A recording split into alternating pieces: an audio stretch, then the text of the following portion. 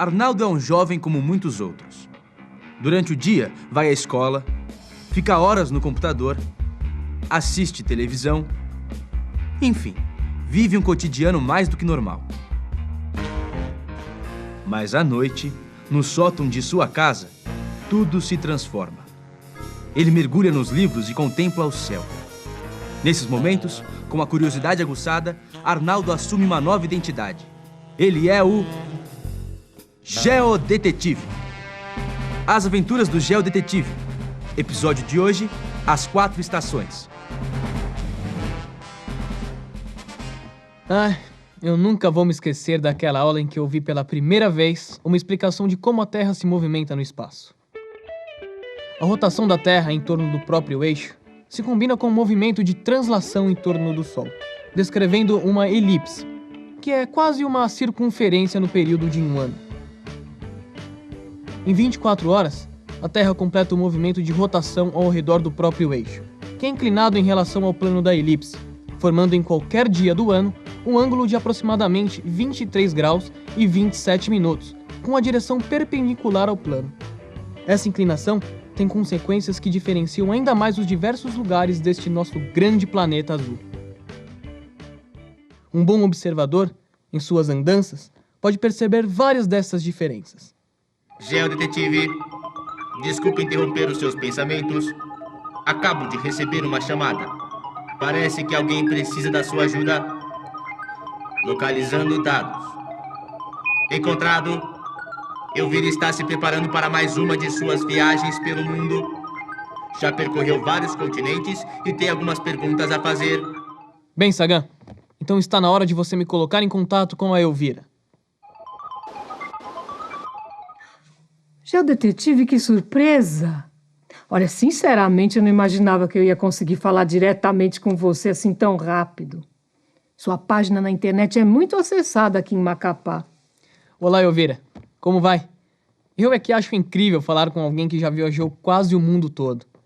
Então você está querendo a minha modesta ajuda? Pois é, caro Geodetetive. Eu já andei muito por aí. Agora estou me preparando para mais uma das minhas aventuras. Mas eu resolvi que antes de viajar, eu ia tentar esclarecer algumas coisas que sempre me intrigaram. Por exemplo, as diferenças de estações do ano de um lugar para o outro. Olha, muitas vezes eu saio daqui numa estação e chego ao meu destino. A estação é outra. Como é que isso acontece? Isso você vai entender bem rápido. Veja só, as estações do ano ocorrem em épocas diferentes no hemisfério norte e no hemisfério sul. As mudanças de estação têm a ver com o movimento de translação da Terra, não é, detetive? Tem sim, Elvira. Veja, a inclinação do eixo de rotação da Terra, juntamente com o movimento realizado em volta do Sol, faz com que em cada localidade a incidência dos raios solares varie ao longo do ano. O hemisfério sul recebe a maior quantidade de luz solar quando a Terra está nesta posição. Isto ocorre em torno de 21 de dezembro e marca o início do verão.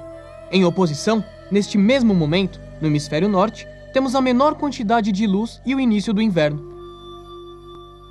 Quando a Terra está na posição oposta, é o hemisfério norte que recebe a maior quantidade de luz.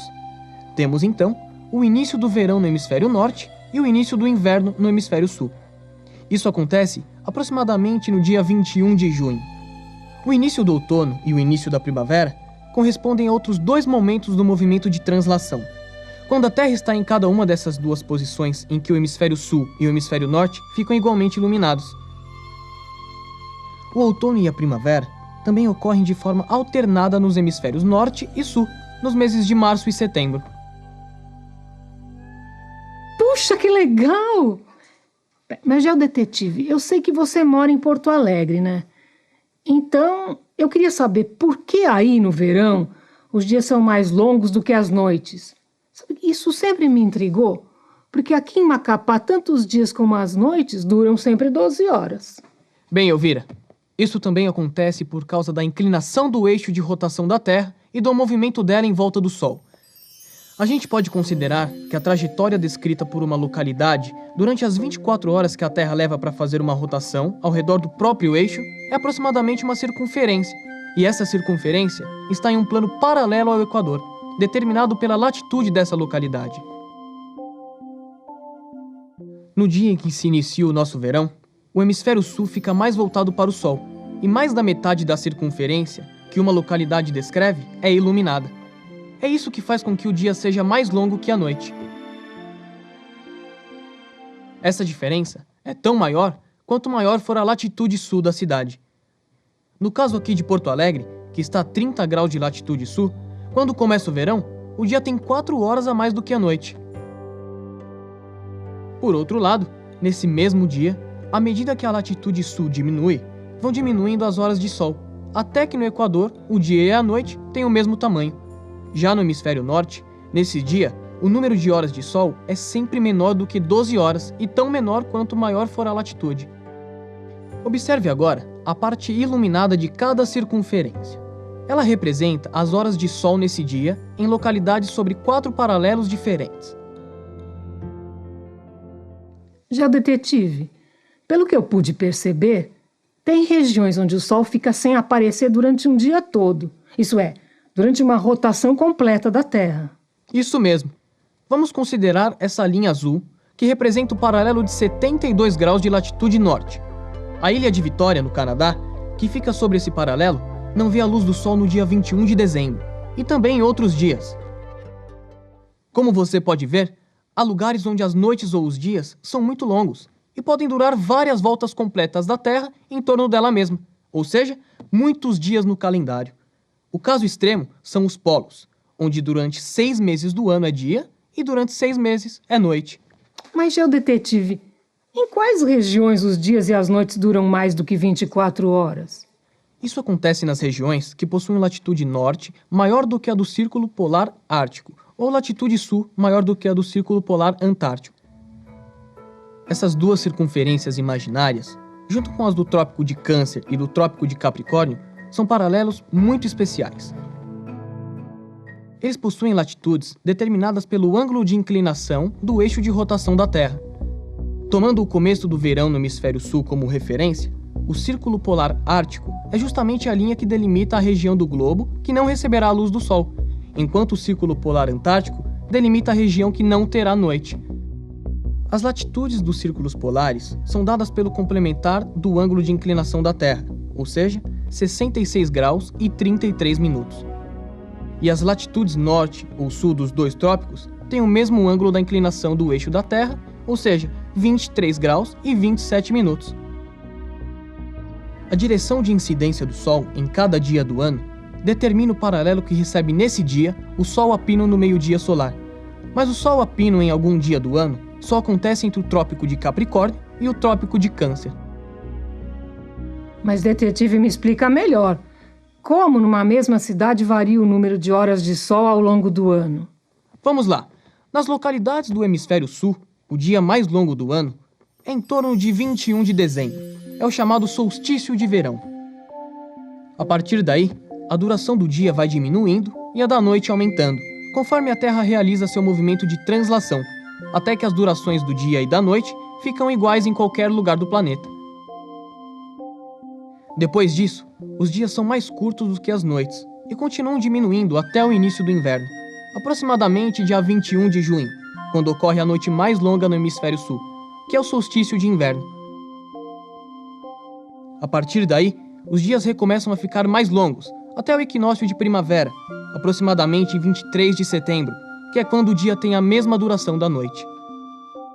Depois, no hemisfério sul, os dias vão ficando cada vez mais longos do que as noites, até atingir a duração máxima, por volta de 21 de dezembro, com a chegada do verão. Nesse ponto, se fecha o ciclo. Quanto maior for a latitude norte ou sul, maior será a variação da duração dos dias e noites ao longo do ano. Macapá é uma cidade que está praticamente sobre o Equador. Por isso, é que aí os dias e as noites têm a mesma duração o ano todo. Agora eu entendo porque nas cidades mais distantes do Equador, as estações do ano são muito bem demarcadas e dá para entender melhor a motivação de algumas festas que celebram a mudança de estações. Muitas festas estão relacionadas ao ciclo das estações. No hemisfério norte, o solstício de inverno, que é quando ocorre a noite mais longa do ano, deu origem a uma celebração que foi preservada até hoje. São as chamadas Festas das Luzes, que anunciam que os dias recomeçarão a ficar mais longos passado o solstício de inverno no hemisfério norte. A data, aproximadamente 21 de dezembro, simboliza que daí em diante as luzes só irão aumentar. Já a Páscoa está ligada a festas de celebração da primavera que aconteciam no equinócio de primavera no hemisfério norte. Alguns símbolos da Páscoa, como os ovos e coelhos, tiveram origem nestes rituais dos povos antigos, já que a primavera era considerada uma época de fertilidade. Já, detetive, eu acho que eu já estou pronta para pôr o pé na estrada.